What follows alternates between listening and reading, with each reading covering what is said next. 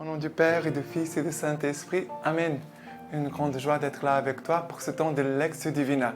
Aujourd'hui, nous sommes le 9 octobre, vendredi 9 octobre, et nous célébrons Saint-Denis et aussi Saint Jean Léonhardi, deux saints de notre Église qui sont très importants. Les saints sont toujours très importants parce que sont toujours des encouragements aussi pour notre vie de sainteté et de voir que la sainteté, c'est possible pour nous tous. Alors, on va déjà plonger dans la parole de Dieu. Aujourd'hui, la première lecture, c'est Galates 3, versets 6 à 14. Galates 3, 6 à 14. Alors, la parole nous dit, « Ainsi Abraham crut-il en Dieu, et ce lui fut compté comme justice. Comprenez-le donc, ceux qui se réclament de la foi, ce sont eux les fils d'Abraham. Et l'Écriture, prévoyant que Dieu justifierait les païens par la foi, annonça d'avance à Abraham cette bonne nouvelle. En toi seront bénies toutes les nations, si bien que ceux qui se réclament de la foi sont bénis avec Abraham les croyants. Tous ceux, en effet, qui se réclament de la pratique de la loi encourent une malédiction. Car il est écrit, « Maudit soit quiconque ne s'attache pas à tous les préceptes écrits dans le livre de la loi pour les pratiquer, que d'ailleurs la loi ne puisse justifier personne devant Dieu. C'est l'évidence, puisque le juste vivra par la foi.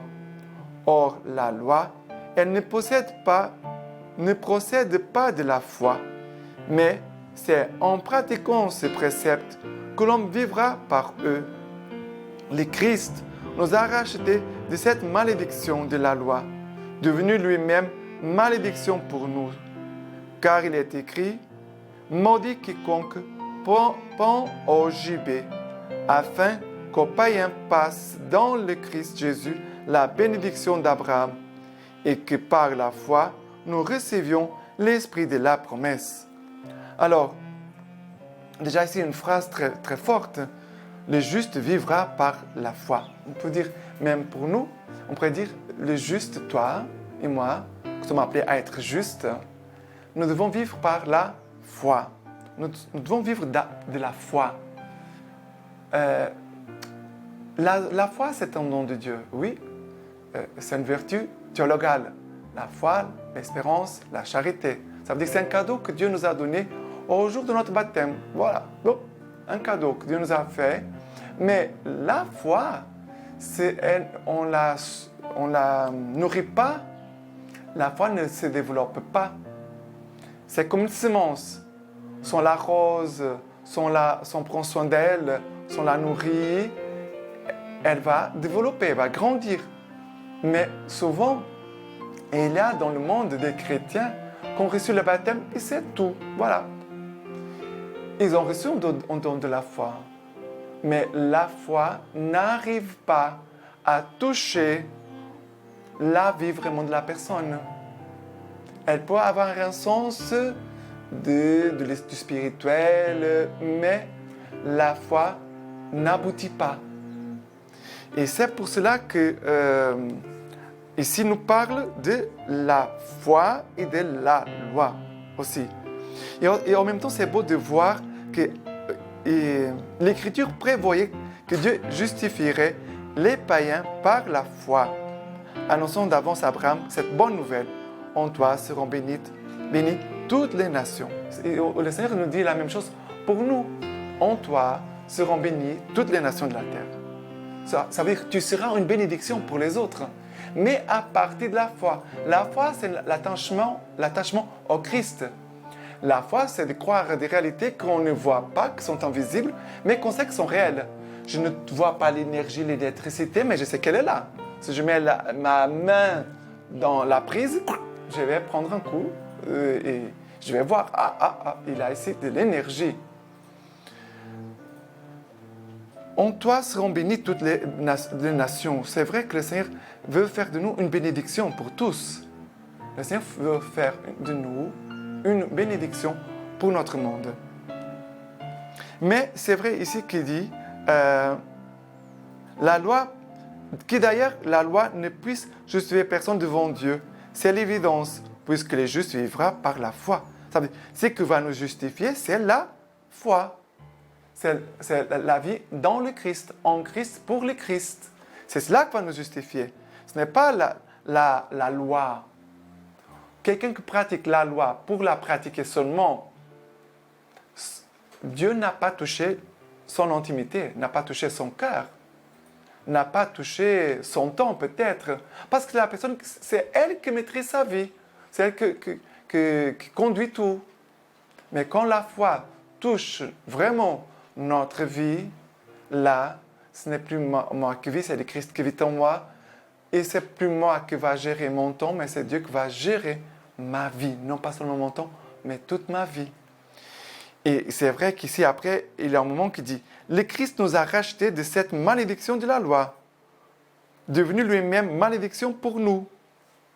Car il est écrit « Maudit quiconque pend au gibet ». Regardez cette parole ici, c'est très forte. Jésus, il va prendre la place de la malédiction. On peut dire Christ sur la croix. Il est le Fils de Dieu, l'agneau sans tache, sans péché, mais qui a voulu aller là, à la place de la malédiction, pour nous apporter quoi? La bénédiction. Le contraire de la malédiction, c'est la bénédiction.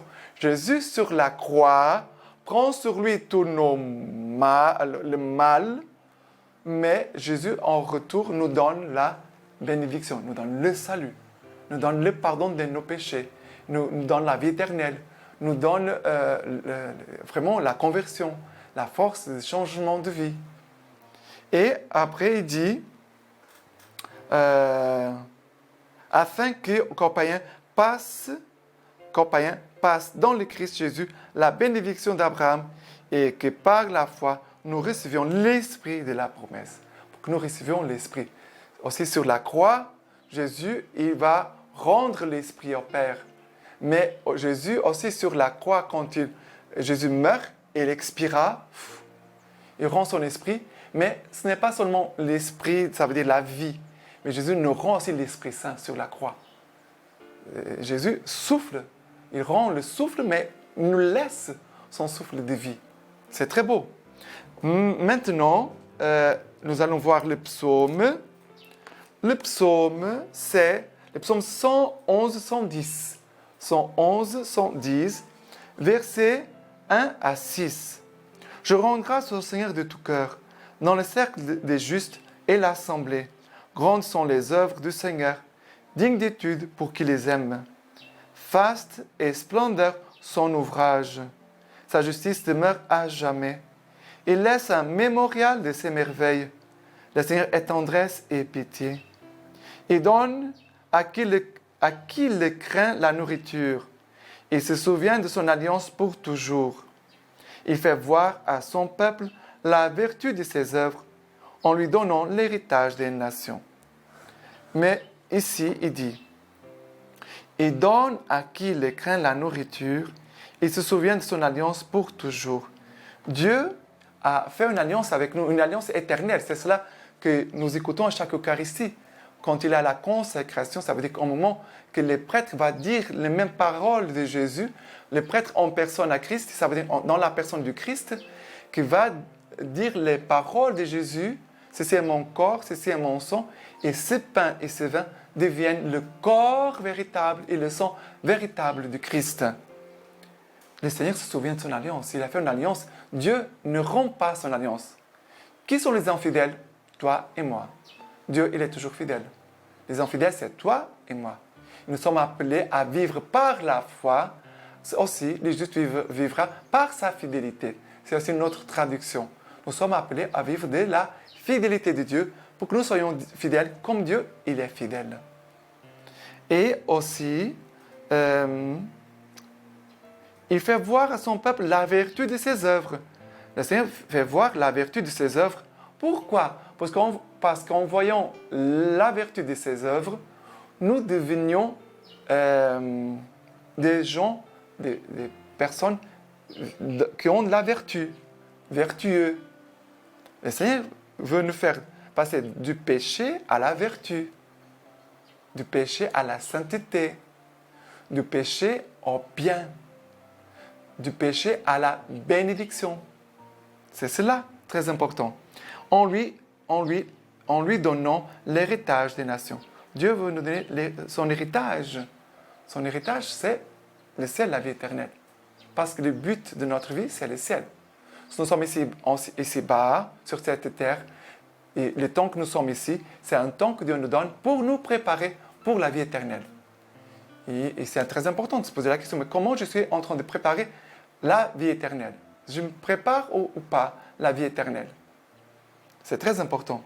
Et maintenant, pour l'évangile d'aujourd'hui, c'est Luc 11, versets 15 à 26. Luc 11, 15 à 26. Mais certains d'entre eux dirent, c'est par Belzéboul, le prince des démons, qu'il expulse les démons. D'autres, pour le mettre à l'épreuve, réclamaient de lui un signe venant du ciel. Mais lui, connaissant leurs pensées, leur dit, tout royaume divisé contre lui-même est dévasté, et maison sur maison s'écroule. Si donc Satan, c'est lui aussi divisé contre lui-même, comment son royaume se maintiendra-t-il? Puisque vous dites que c'est par Belzéboul que j'expulse les démons. Mais si moi, c'est par Belzéboul que j'expulse les démons, vous, vos fils, par qui les expulse-t-il? Aussi, seront-ils eux-mêmes vos juges? Mais si c'est par le doigt de Dieu que j'expulse les démons, c'est donc que le royaume de Dieu est arrivé jusqu'à vous. Lorsqu'un homme fort et bien armé garde son palais, ses biens sont en sûreté. Mais qu'un plus fort que lui survienne et le batte, il lui enlève l'armure en laquelle il se confie et distribue ses dépouilles. Qui n'est pas avec moi est contre moi, et qui n'amasse pas avec moi dissipe. Lorsque l'esprit impur est sorti de l'homme, il erre par des lieux arides en quête de repos. N'en trouvant pas, il dit, je vais retourner dans ma demeure d'où je suis sorti. Étant venu, il la trouve balayée, bien en ordre. Alors, il s'en va prendre cet autre esprit plus mauvais que lui. Il revient et y habite. Et l'état final de cet homme devient pire que les premiers. Ici, cette parole que nous venons d'écouter de cet évangile de Luc, chapitre 11, versets 15 à 26, il nous dit vraiment l'amour du Seigneur qui vient entrer dans notre âme, dans notre maison, qui va la nettoyer, la balayer, mettre sa lumière, mettre sa grâce, mettre son pardon, la miséricorde, l'amour, la joie, la paix. Dieu fait cela en chacun de nous. Nous sommes ses enfants et nous sommes aussi une demeure de l'Esprit Saint. L'Esprit Saint habite en nous. Aussi, le corps et le sang de Christ que nous recevons à la communion, la présence eucharistique de Jésus, elle est aussi en nous. On devait se rappeler que nos frères et sœurs sont aussi comme des tabernacles où Jésus aussi habite. Dieu fait une œuvre de bonté, de beauté en chacun de nous. Mais, qu'est-ce qui se passe? Si, ça veut dire, le péché, le mal, les démons a été chassé par notre baptême, par notre confession, par les sacrements, ok? Mais si, la parole de Dieu dit, lorsqu'un homme fort et bien armé garde son palais, ses biens sont en sûreté. On doit veiller, garder notre âme, empêcher les péchés et les mal d'entrer en nous.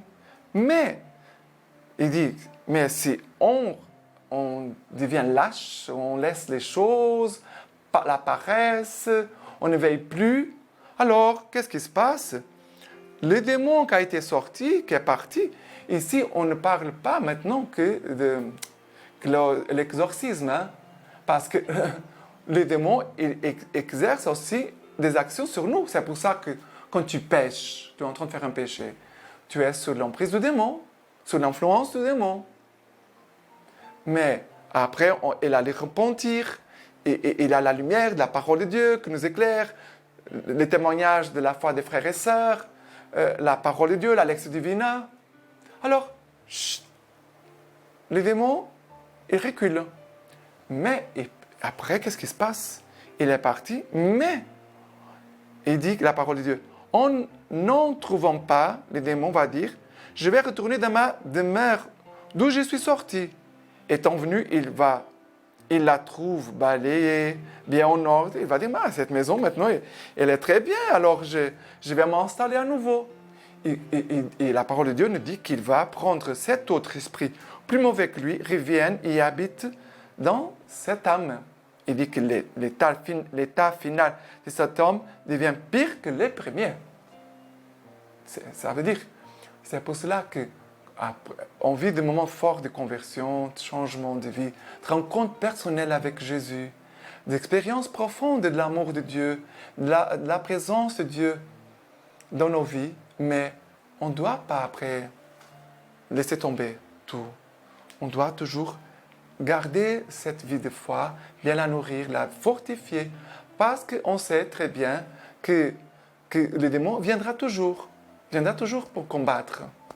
Parce que le démon, il essaie toujours de revenir, de vouloir entrer à nouveau en nous, de prendre action dans nos vies.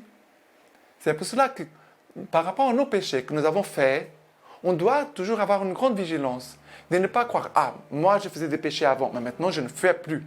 Tu ne le fais pas aujourd'hui, mais tu dois toujours veiller sur toi pour ne pas revenir en arrière et de tomber dans le même péché, ou même d'autres pires qu'avant. C'est pour cela que la parole de Dieu nous met en éveil. Mais c'est vrai que Jésus n'a pas été compris. Les gens disaient qu'il faisait les miracles par l'action des démons. Belzéboul, c'est le roi, le prince des démons. Jésus dit, mais ce n'est pas possible. Une maison divisée, elle va tomber, elle va s'écrouler.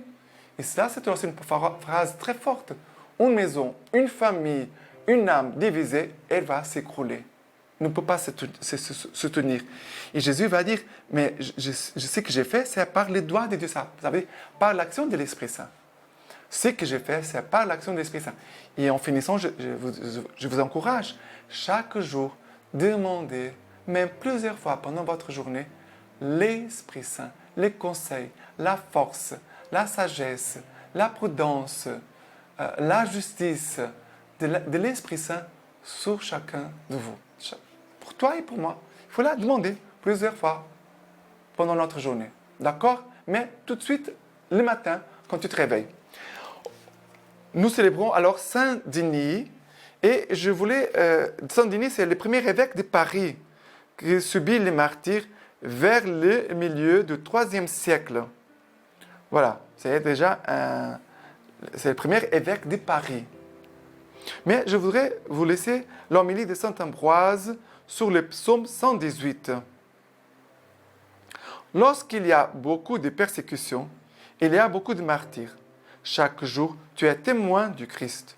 Tu étais tenté par l'esprit d'impureté, mais par crainte du jugement futur, tu as jugé qu'il ne fallait pas souiller la chasteté de l'esprit et du corps. Tu es martyr du Christ. Tu étais tenté par l'esprit de lucre pour saisir la propriété d'un pauvre ou violer les droits d'une veuve sans défense. Mais par la contemplation des préceptes divins, tu as jugé qu'il valait mieux porter secours que commettre une injustice. Tu es témoin du Christ. C'est beau ici. Tu étais tenté par l'esprit d'orgueil, mais en voyant le pauvre et l'indigent, tu as été saisi d'une tendre compassion. Tu as préféré l'humilité et à l'arrogance. Tu es témoin du Christ. Mieux que cela, tu n'as pas donné un témoignage en parole seulement, mais aussi en action. Celui qui écoute et n'agit pas, ni le Christ. Il a beau de proclamer en parole. Il le nie par ses actions. Il dit, celui qui écoute et n'agit pas, ni le Christ. Il a beau le proclamer en parole, il le nie par ses actions. C'est une observation très sérieuse. Sois donc fidèle et courageux dans les persécutions intérieures pour triompher aussi dans les persécutions extérieures. Dans les persécutions du dedans également, il y a des rois et des gouverneurs, des juges au pouvoir redoutable. Mais celui qui confesse le Christ paralyse aussitôt le pouvoir de ces rois. Il le détrône de son esprit. Comment le tribunal du diable pourrait-il subsister chez celui en qui est érigé le tribunal du Christ? Voilà, c'est très beau. On finit, celui qui confesse le Christ paralyse aussitôt le pouvoir de ses rois. Il le détrône de son esprit. Comment le tribunal du diable pourrait-il subsister chez celui en qui est érigé le tribunal du Christ? Et maintenant, je te laisse la bénédiction du Seigneur pour toi et aussi toute ta famille. Que le Seigneur Tout-Puissant, riche en amour et miséricorde, te bénisse et aussi toute ta famille. Lui qui est Père, Fils et Saint-Esprit. Amen.